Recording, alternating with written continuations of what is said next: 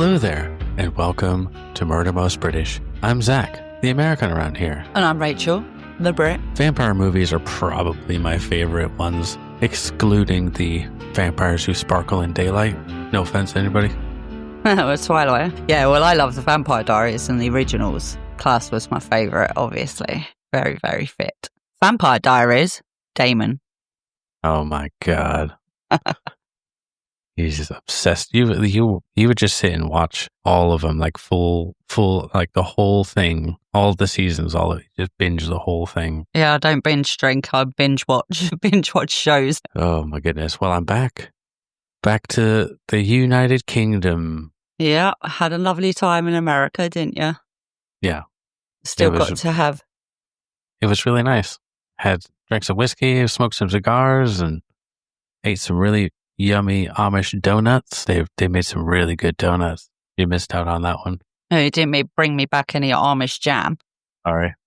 Never mind. Well, this week we've got quite the dark one. So in West Lothian, in December, is a place of long nights. By late afternoon, the light is gone. The moors sink into shadow, and the villages pull tight against the cold. Curtains close, streets fall empty. Silence settles like a presence. In Fauldhouse, a young man lived alone in a council flat, its walls covered with pale faces and sharp teeth, the TV looping endless horror films. He fed an obsession that blurred story and belief. And in the last weeks of the winter of 2002, old friends stepped inside. What followed was brutal and so strange it feels like legend. West Lothian sits between Edinburgh and Glasgow, two bright Scottish cities on either side. But in between, the land dips into something quieter. Old coal villages scatter across the moors, their lights thin against a wide, dark sky. Fauldhouse was one of them. Barely 5,000 people living there. Many in council housing left from the mining era. The main street carried a co-op, a handful of pubs, and a bus stop. Beyond that, streets ended quickly into farmland, where mist clung close at night. It was the kind of place where you couldn't vanish without notice. Neighbours recognised each other's routines, nodded at familiar faces at the bus stop, passed gossip in the co-op aisle, and football clubs and Sunday services knitted the town together. Nights out meant one or two pubs, always full of the same voices. That closeness could feel safe, but it also left little room for different. In villages like Fauldhouse, anyone who stood apart was noticed quickly. The village carried its history in plain sight. Old mining terraces stood along newer housing schemes, reminders of work long gone. At night, the disused rail lines and slag heaps seemed to hold their own shadows, places avoided by children who told stories of hauntings. Pubs remained the center of life, warm light spilling across the pavement, laughter carrying into the dark. But step just one street away, and the quiet returned, heavy and absolute. Well, in December, evenings fell early. By 4 o'clock, the light drained away, curtains closed. It was a place where movement slowed, and in the stillness, a young man like Allan Menzies could vanish into his own world, barely noticed, except by those who lived closest. Menzies was born in 1981, raised in Fauldhouse from the start. His childhood was unsettled. His father spent years in prison, and his mother struggled with him at home. By his early teens, neighbors already knew him as volatile, quick to anger, sometimes even shouting to no one in particular. His behavior took him in and out of care homes, each return to the village marked by more distance from his peers. Well, in the early 1990s, there was little structured support for boys like Menzies. Temporary care placements broke the rhythm of schooling, each move cutting him further from ordinary friendships. He slipped easily into solitude, carrying sketchbooks filled with violent imagery and piling up second-hand VHS tape. Teachers remembered frustration, never able to draw him back into lessons, while neighbours simply saw a boy becoming harder to reach. Accounts from those who knew him as a boy suggest he was withdrawn, often sketching violent images in the margins of his schoolwork. He spoke less in class, but when he did, it was often about horror films, retold in graphic detail. Care staff who looked after him during his spells away from home later described him as restless, pacing corridors at night, whispering to himself. His world narrowed early, and those who knew him as a boy would later say the signs of obsession were already visible. School ended quickly. He left without qualifications, sliding into long days of unemployment. Friends came and went, but what stayed consistent was his obsession with violent films. Inside his flat at Aldhouse's Edge, Menzies built a private shrine to horror. Posters covered the walls, pale figures with the blood on their lips, creatures promising immortality, and stacks of VHS tapes gathered on the carpet, rewound again and again. Visitors described the flat as unsettling. Ashtrays overflowed, curtains rarely opened, and the glow of the television was the main light. Posters of vampires and horror characters filled the walls, their eyes catching even in dim lamplight. The atmosphere was claustrophobic, like stepping into a private cinema where the films never ended. He didn't watch these films casually. He studied them. He memorized lines, replaying killing scenes, talked about them to anyone who would sit long enough to listen. To Menzies, they weren't fiction. They were instructions. I think this guy from childhood, he had some undiagnosed problems, mental health, and they just didn't know. I mean, even in the 90s, they didn't know how to handle some things. Yeah. I mean, I can't think of what sort of diagnosis he probably should have received, but there definitely seems to have been something quite not right with his behavior. Yeah. I mean, obviously we're not experts in all of that, but there seems to be something that he could have probably had help with as speaking to someone, but then he's just closed off to where it's just him and his movies. And that's like in a small town as well. He doesn't have many friends probably. He's just, the weird guy that people avoid probably. And it's a shame, that he didn't get the help that he needed probably. Yeah, I do think that isolation for children can be quite a, impactful thing, to be fair. But hopefully, let's see how the story goes. And I mean, it sounds like he had people go around there, so he has some sort of friends. But neighbours sometimes heard his temper rising, though, through the walls. His shout, his crashes, then silence. To the outside, he was another unemployed young man, wasting hours on movies. To those closer, there was something more unsettling. A man who believed those movies had meaning. Menzies had already been through Palmont, Scotland's main young offenders institution, after assault charges. There, he was remembered as erratic, angry, and obsessed with violent themes. By his release, nothing in Faldhouse had changed for him. By 21, he was still unemployed, still alone, still out in that council flat, curtains drawn, the flicker of horror films lighting his face. Outside, the village went about its business. Inside, his world narrowed, further, sealed off from ordinary life.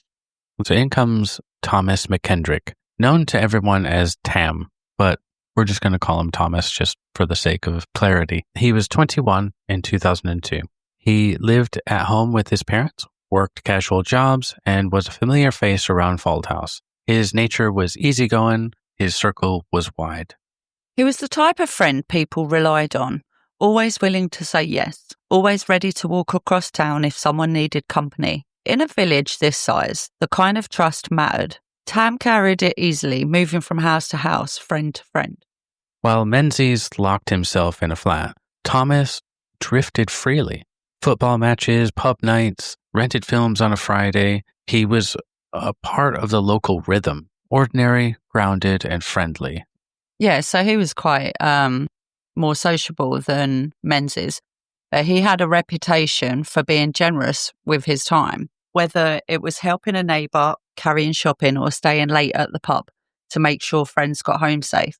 He supported the local football team, spent weekends with family, and was often seen cycling across the village. Yeah, Thomas, he seems like the total opposite of Menzies. He's just outgoing, free, has tons of friends, and goes out everywhere, while Menzies sits at home and just isolated, keeps absorbs himself films. to himself.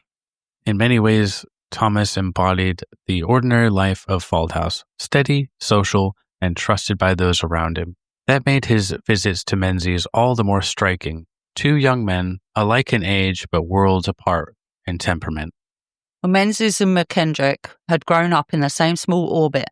Their bond was less about closeness and more about proximity. In a town like Fauldhouse, friendships formed by habit as much as by choice. It makes me think of like the goth girl and the Barbie girl being friends. You know what I mean? Like that sort of dynamic. Like, yeah, you wouldn't think that they'd be friends, but in a small town when there's not really many people, hey. I mean, you look at Wednesday, like some movies, do you know what I mean? You've got like the really kind of like just the opposite, complete opposite. It's a bit like us really as well, because we're quite opposite. Yeah. You're a chav. And I'm not. You're a chav, I'm a redneck. You're a very, very big nerd.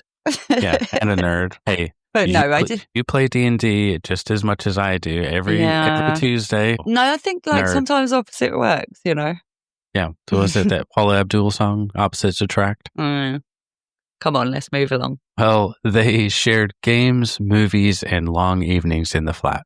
But the balance tilted. Menzies would speak endlessly about violent films, the stories he believed, the characters he admired. McKendrick, by contrast, listened, sometimes humoring him, sometimes just ignoring him. Well, the pairing puzzled others. One was sociable, trusting, light-hearted. The other was isolated, obsessive, and heavy with strange ideas. Yet the bond endured. In a village this small, you didn't discard a childhood acquaintance, no matter how unsettling. When Thomas visited, the setting was always the same. The curtains drawn against the light, the television flickering with images of fangs and blood, VHS tapes stacked like bricks on the carpet. Smoke would hang in the air. Posters of pale faces stared down from the walls. Menzies sat, intense, talking about worlds where death was reversible and blood was currency. Thomas, it was background noise. He shrugged, nodded, and carried on. For Menzies, it was everything to him. The flat was no longer just a room. It was his chosen world, and Thomas stepped into it each time without fear. By December of 2002, their friendship had settled into a pattern. Thomas's visits were routine. A knock at the door, a few hours spent with Menzies, then back home through the silent street. It was ordinary enough that no one thought twice about it. In Fauldhouse, friends dropped by unannounced all the time. The village moved on trust. Doors opened easily, nights blurred into each other. The air was cold, the fields dark, but nothing about the visits seemed unusual. Just one young man calling on another, the kind of evening that happened dozens of times before. On December the 11th, 2002, Thomas left his parents' house as he had many times before. He crossed Fauldhouse's narrow streets, past shop fronts already shuttered, past pub windows glowing amber with early evening trade. Then the noise and the warmth of the village faded, and he reached the edge where Allan Menzies lived, alone in his flat. For Thomas, it was a friend to visit. For Fauldhouse, it was the last ordinary moment before the horror that would follow.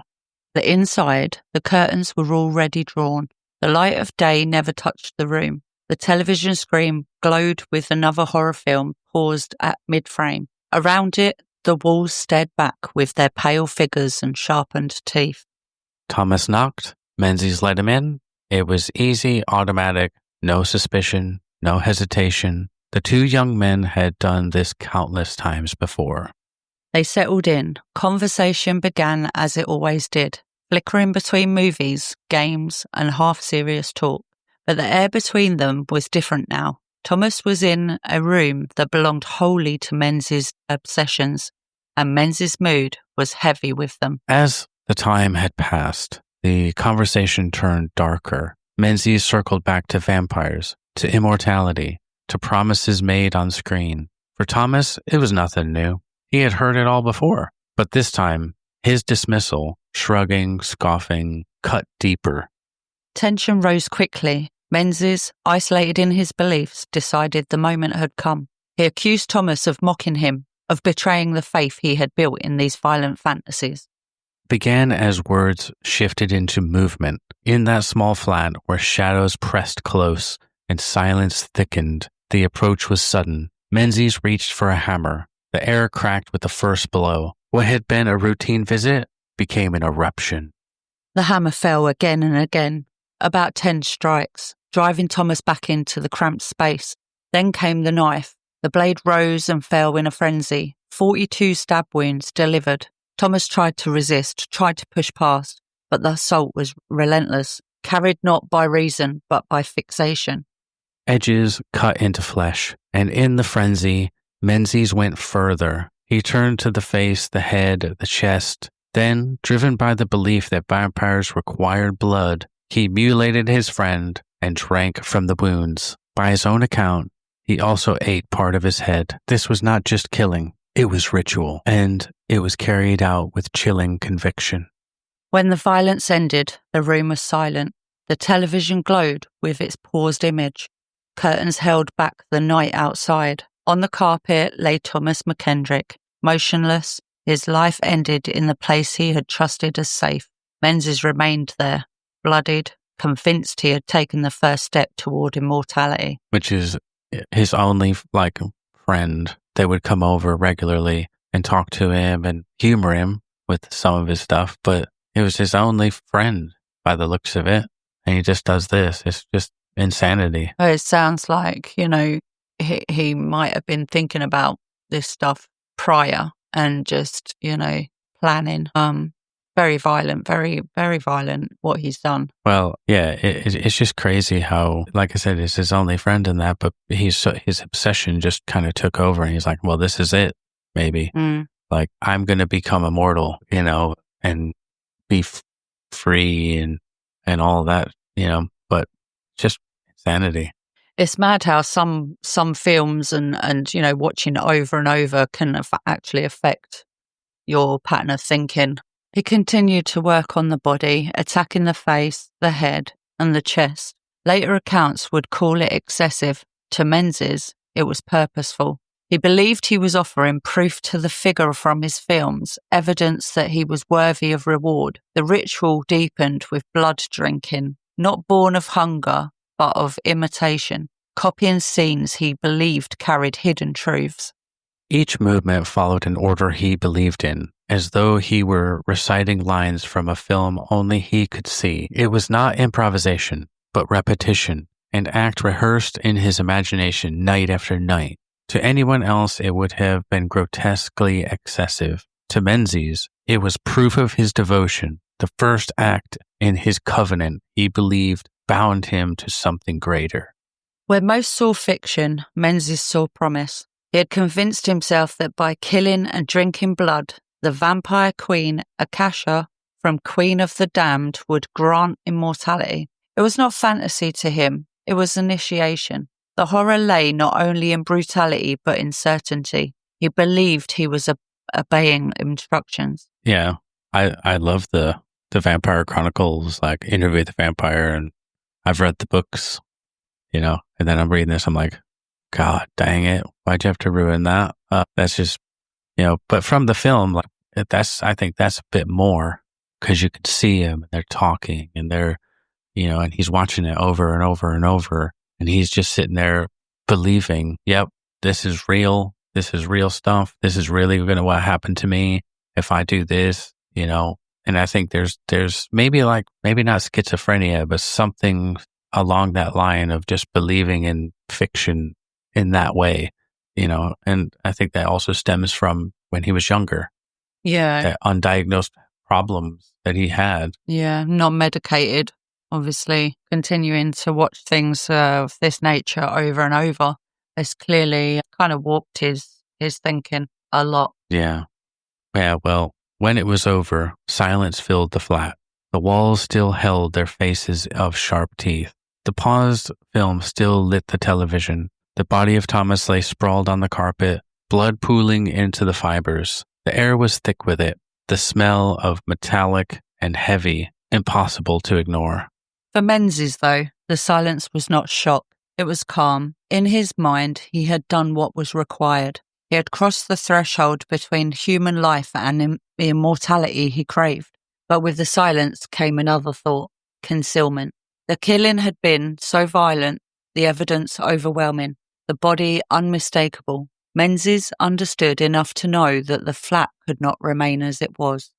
In the hours that followed, he dragged the body from the living room to a side area. Attempting to conceal the worst of the blood, he began speaking aloud to himself or to the figures he imagined were listening about what would come next. For Thomas, there was no next. His final act had been to walk through a door to see a friend. So sad, and never expecting, do you know what I mean? Never in the million years would you expect to go visit a friend and they do something like this to you. It's just horrendous. Yeah, you're not going to be like on guard or thinking, oh, this guy's just going to jump out and hit me with a hammer. It's crazy. Not. By the time night turned into early morning, the flat was transformed. No longer just a private shrine of horror films, it had become something far darker, a crime scene frozen in silence. Curtains sealed the room off from the outside world. The television still glowed faintly, its flicker casting light over the horror left behind. On the floor, Thomas's body bore the marks of a killing carried out with rage, ritual, and conviction. The violence was extreme, the mutilation shocking, and yet beyond those walls, Foldhouse slept on, unaware of what had taken place. Menzies remained inside, his clothes stained, his breathing slowing as the frenzy ebbed. For him, the act was complete. Proof offered, a step toward that immortality he imagined. For the village, the silence still held. No one yet knew the friendship had ended in blood, or that a story was beginning that would haunt Foldhouse for years to come. On the other side of those walls, the village carried on in ignorance. Pub doors closed, buses rattled down dark roads, families locked up for the night. No one imagined that inside a single flat, a ritual had been written in blood, a secret that, for now, belonged to Allan Menzies. That night closed, not with the noise, but with the flat that seemed to hold its breath. The immediate aftermath was still, and the horror, for now, was contained inside those four walls. When Thomas failed to come home, his family grew worried. Days had passed without word. By December's end, police inquiries had narrowed towards Foldhouse, and Allan Menzies' flat became central. Inside, the flat carried the traces of violence. The carpets were stained, the furniture splattered, and heavy curtains sealed in the metallic tang of blood. What could have been a small living room felt like the aftershock of brutality. Blood-stained knife was recovered, along with sections of carpet cut away where the stains ran deepest. Beside the television stood a stack of horror videotapes, many steeped in vampire lore, each logged as evidence. Even the posters stripped from the walls, their pale faces and dark eyes staring out, were taken in, reminders of the world Menzies had surrounded himself with. Each item was logged and sealed in evidence bags, part of a catalog that grew page by page. Photographs were taken of every wall, every surface, before anything was lifted. To the investigators, it was routine procedure, but in this flat, the routine carried a grotesque weight. The items were banal: tapes, posters, a knife, yet each now carried the imprint of obsession and violence. Investigators moved quickly into the community.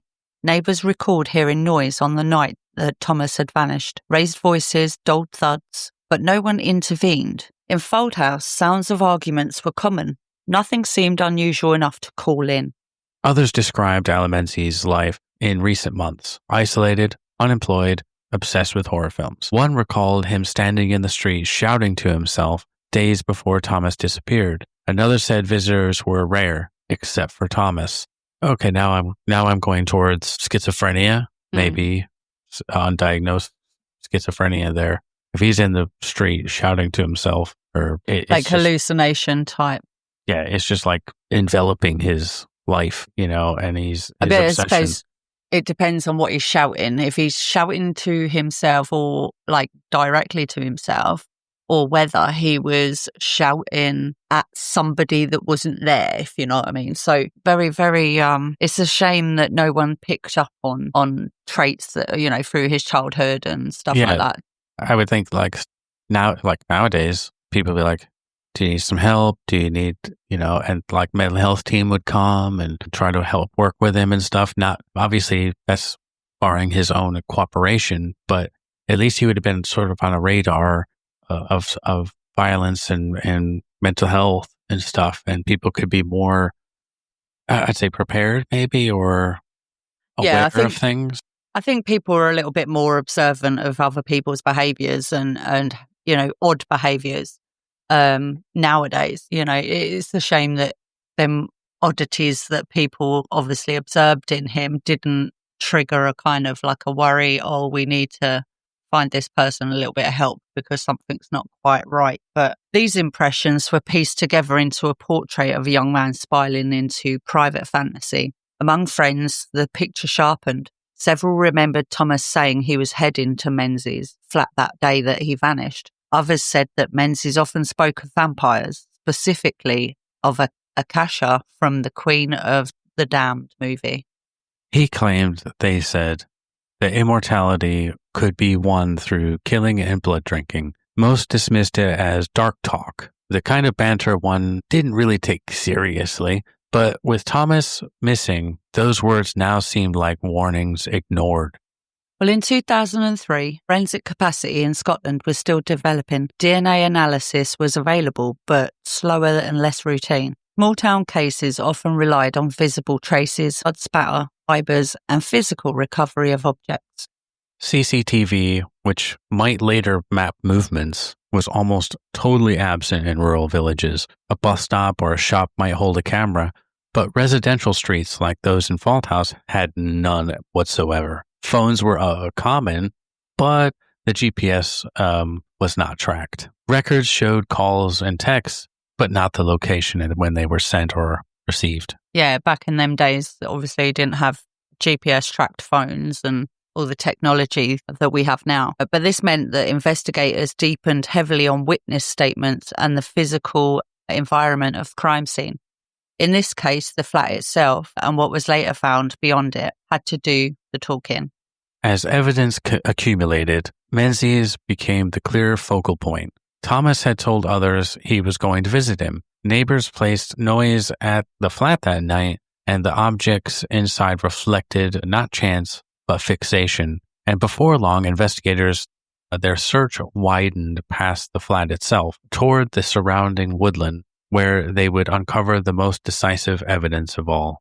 Well, in January 2003, weeks after Thomas's disappearance, the search widened beyond Fauldhouse's streets. Investigators scoured the surrounding woodland, dense patches of trees where locals walked dogs or cut across fields. It was there, beneath frozen ground, that they found what they had been looking for. In a shallow grave, partially concealed by earth and leaves, lay the body of Thomas McKendrick.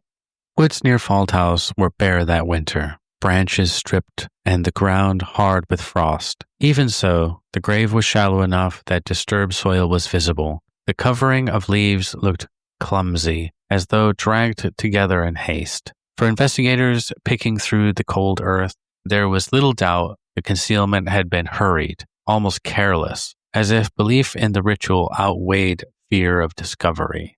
Investigators established that the body had not been carried by hand. Instead, it was loaded into a wheelie bin, rolled out of the flat, and taken toward the woodland. From there, it was dragged to a shallow grave less than a mile away. The method was clumsy but effective enough to hide the killing for several weeks. The burial site was rough, hurried, and its concealment incomplete. Soil had shifted. Frost had not yet closed over the disturbed earth. To investigators, it confirmed what the flat had already suggested. A killing had taken place, followed by an attempt at concealing that killing. The body was lifted from the shallow grave and taken for examination. Multiple stab wounds and blunt force injuries were recorded. It was noted that the mutilation was extreme. The burial site itself, photographed, mapped, and documented in detail. The grave was less than a mile from Menzies' home, close enough to underscore the link. News of the discovery had travelled quickly through the village. People had gathered at the edge of the cordon, whispering, trying to make sense of the rumors. In a place where most doors were left unlocked, the idea of a body buried in nearby woodlands was almost unthinkable. Parents called their children inside. Friends who had once laughed at Menzies' talk of vampires now admitted to investigators that it seemed far darker in hindsight. Yeah. Hindsight's 2020, you know. Hindsight's a beautiful thing because, you're like, oh, well, this guy was mentally ill, Well, no shit. Yeah. He's out in the street shouting at himself or to someone. He's obviously struggling. He's isolated. He just talks about dark shit all day. Yeah, and killing and vampires. Yeah, over and over. And not talking about any other topic. That's the big flag. Yeah, that's all he talks about. And you think, maybe there's a fucking problem here. Maybe some mental health professional needs to come and see him. Yeah, I definitely think that, noticing somebody's fixation on just one topic is a very, very big red flag and, should have been approached with checking him, trying to sort of get a feel of what's going on in order to try and have some help get involved. But with Thomas's body recovered and the evidence trail clear, attention fully converged on Allan Menzies. Witness accounts placed Thomas with him on the last day he was seen. The flat held physical traces of violence, and now the woods carried proof of concealment. At this point, the case was no longer about whether something had happened, but about capturing Menzies himself and pressing him to account for it. Menzies was arrested in Faldhouse and placed under caution. Reports described him as calm, detached, and almost indifferent to the seriousness of what he faced. He did not deny the killing. Instead, he began to speak about why he had done it. In interviews, Menzies gave an account that chilled even experienced investigators. He admitted drinking his blood, and he had also admitted to eating part of his head.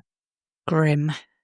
Those present later described him as calm, almost detached, as though recounting routine.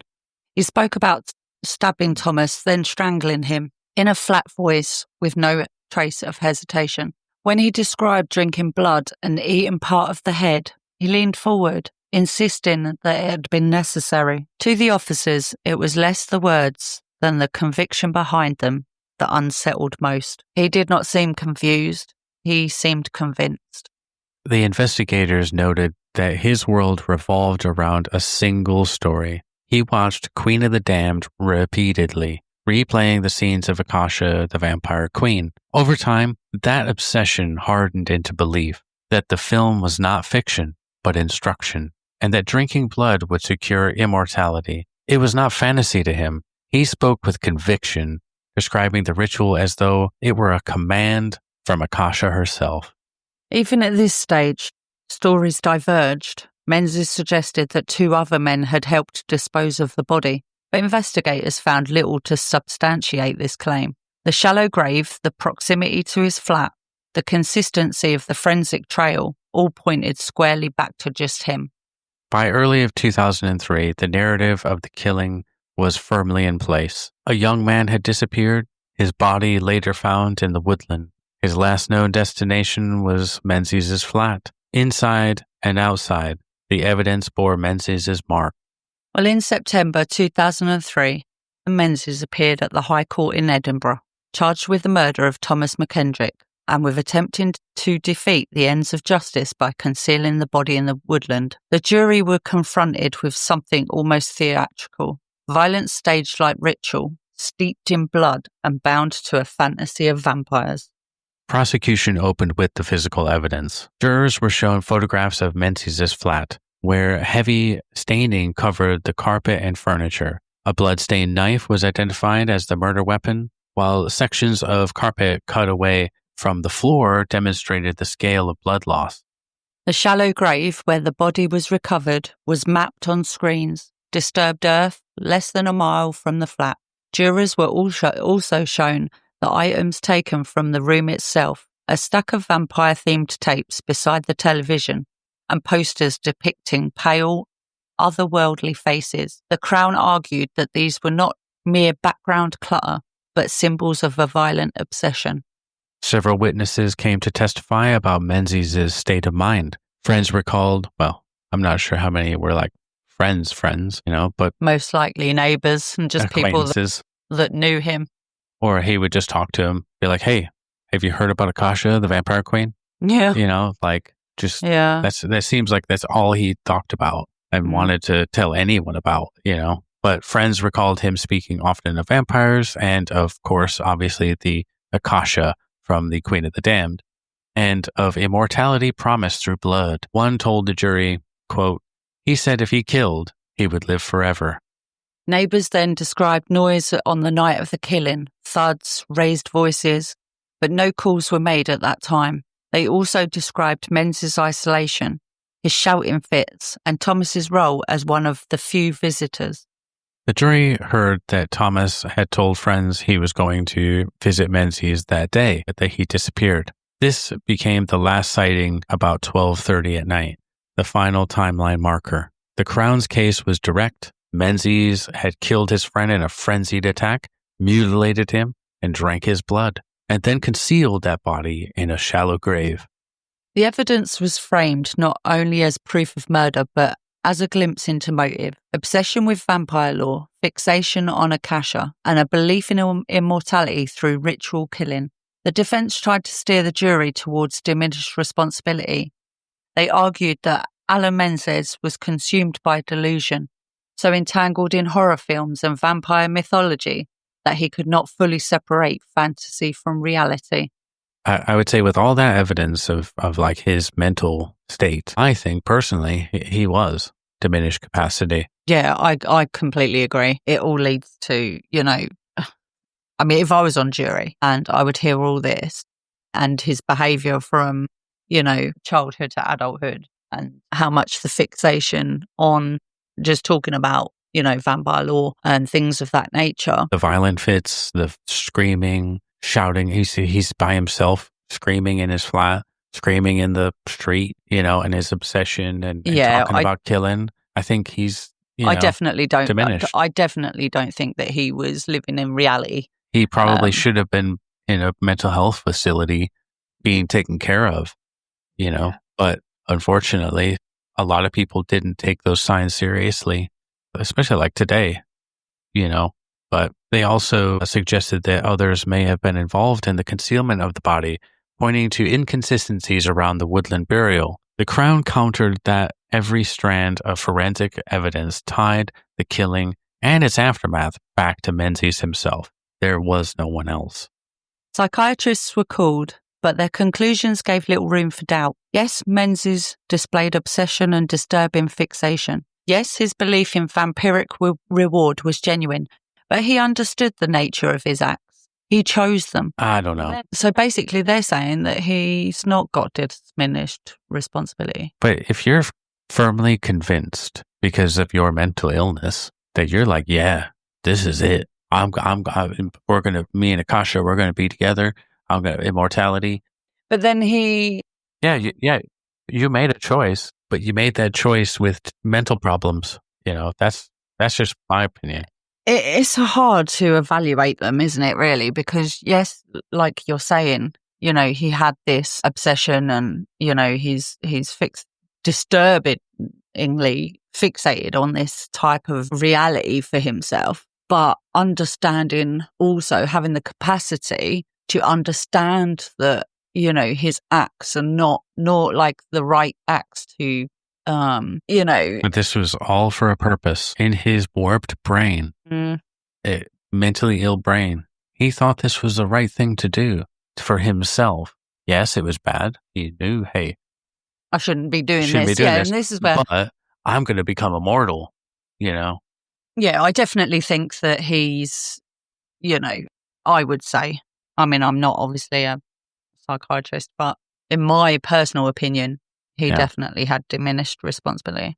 As deliberation neared, the judge instructed the jury to consider intent. They were told to look not only at Menzies' words, but at what he had done. Repeated stabbing, strangulation, mutilation, cannibalism, concealment, just as like a whole picture. But I still think a lot of that is just mental illness. But that's me. I think he's just really, really mentally disturbed and needed help. Yeah. Well, after careful consideration, the jury returned a unanimous verdict. Allan Menzies was guilty of murder and of attempting to defeat the ends of justice. Yes. And I also agree with that. Yes, he is guilty. Do I think he needs to go to prison? I think he needs to go to a mental health prison. I agree, 100%. He still did wrong. Mm. Thomas did not deserve that whatsoever. That is a horrific way to fucking die. And he should be alive today. But if, where they've found that he's not got diminished responsibility, he would then be put in a prison and not a mental health institution. Whereas, had he have been diagnosed with that and found yes, you do have that, I think highly likely he probably would have been put into. Although there are a lot nowadays that have got severe mental health issues that are not put in, mental health institutions to help and support them and find out what's actually going on with them. They are put into prisons, which obviously, there's not that full-on mental health support. They do get some, but not enough. Yeah. But I also think this was over 20 years ago. Yeah. And from that time to now, we have come a long way, really, with mental health and stuff like that. So I think it was just product of the time, unfortunately. But the judge imposed a life sentence. Menzies would serve at least 18 years before parole could even be considered. He showed little reaction as the decision was read. The courtroom, however, fell into silence, struck by the scale of the violence and the strangeness of its motive. Lord Roderick MacDonald addressed Allan Menzies directly. His words were pretty stark. Quote, "You subjected Thomas McKendrick to a savage and merciless attack. You totally lack remorse." The judge described Menzies as an evil, violent, and highly dangerous man. In the days after the trial, Baldhouse struggled to comprehend what had happened in its midst. Candles were placed at the edge of the woodland where Thomas McKendrick's body was found. Notes and flowers marked the spot. A quiet vigil in a village where silence had once hidden the killing. For many, it became the place where grief was carried openly, a fragile defiance against the darkness of the act. Policing bodies later reflected on the case. It was not simply a violent crime, but one framed by obsession and fantasy. The lesson drawn was clear. Eccentricity and fixation can conceal risk, and patterns of disturbing talk should not be brushed aside as harmless. Training was renewed to help frontline officers recognize when unusual behavior may signal potential for escalation. The emphasis shifted toward community awareness, ensuring that warning signs were not left unheard, which is really, really good. I'm thankfully, they've learned a lot and put training in place, what is it? Dad said, you learn every day. And if you stop learning, you're in the ground. I don't think you ever stop learning, to be fair. You're always learning something new. I learn a lot from you that I never knew. I have lots of useless crap in my head that I can just spew out at a moment's notice. Which is why I know I can come to you if I need to know something, because you feed your brain with loads of pointless knowledge. Yeah. Just like with D&D, I just know everything, kind of. Not everything. But you just tell me, what does that do? It's this. That's what years of dungeon mastering will do to you. You're like my wiki. Yeah, little wiki boy. Well, later reviews stressed the need for closer ties between the police and mental health services. Cases like Menzies showed how obsessive beliefs could escalate when left unchecked, and how communities often normalised troubling behaviour until it was too late. The call was for earlier recognition, not just of crime, but of risk before it turned fatal. From the McKendrick family came words that cut deepest. Quote, "Tam always believed in friendship. He never thought a friend would betray his promise." It was a line repeated at memorials, a reminder that what had been destroyed was not only a life, but trust itself, the simplest bond between two young men who had grown up together. Well, Allan Menzies was sent to HMP Shotts, a high-security prison east of Glasgow, to begin serving his life sentence. He was just 22 years old when he entered the system, facing a minimum term of 18 years before parole could even be considered. No record exists of any successful appeal. The conviction and sentence stood as delivered by the High Court. In November of 2004, Less than a year after his trial, a 23-year-old Menzies was found dead in his cell. Scottish Prison Service confirmed his death, and officials stated there was no sign of foul play. Even so, rumors circulated quickly among inmates and outside observers. Some whispered of darker causes. Others believed the end was inevitable, that a man who claimed to be killing for immortality could not endure the reality of ordinary confinement. For many, it felt like an unsatisfying conclusion. His death denied the possibility of long reflection or any further explanation of the beliefs that had driven him. The case closed with silence, leaving only speculation and the shadow of what had already been done. The legacy left behind is stark. A young man convinced he was killing for immortality ended up with nothing but confinement and an early grave. For Foldhouse, the story remains a cautionary legend. One winter night when horror stepped across the line from fantasy to reality. Well, that was the Vampire of West Lothian, Allan Menzies. That was pretty grim. Yeah. Obviously, I don't read some of these before I record them with you, so it's just grim. Like eating somebody's body or the parts of their head. Yeah. That is just disgusting. Yeah. This whole case was crazy. Like, you don't like to Hannibal Lecter, like Silence of the Lambs? God, no, I think I watched that once, never again. I didn't. I'd ate his liver with a fava beans and an ice can. Trust you. Horrible. Lovely. But no, just so tragic for Thomas and his family. Young guy to just go and visit a friend, or that he saw as a friend, and just horrendously got killed in the way that he got killed. It's just disgusting. Yeah, friends since they were kids and that, and just trying to be a friend to him and be. I think it was like also to be an outside person, to be like, hey man, I'm wondering how many times that Thomas was like, hey man, come out with me, come to the pub with me. Yeah, and try to encourage him to sort of do something more normal. Yeah, and he's just so obsessed and so deep in his fantasy that he just couldn't get out, and just ended up doing something just absolutely horrific. But yeah, not good. Guys, if you like that episode and want to listen to, if you haven't already, any of the others, please follow us. Also give us a like, a comment, and give us a 5-star rating, because it helps us with the whole algorithm of letting other people find us.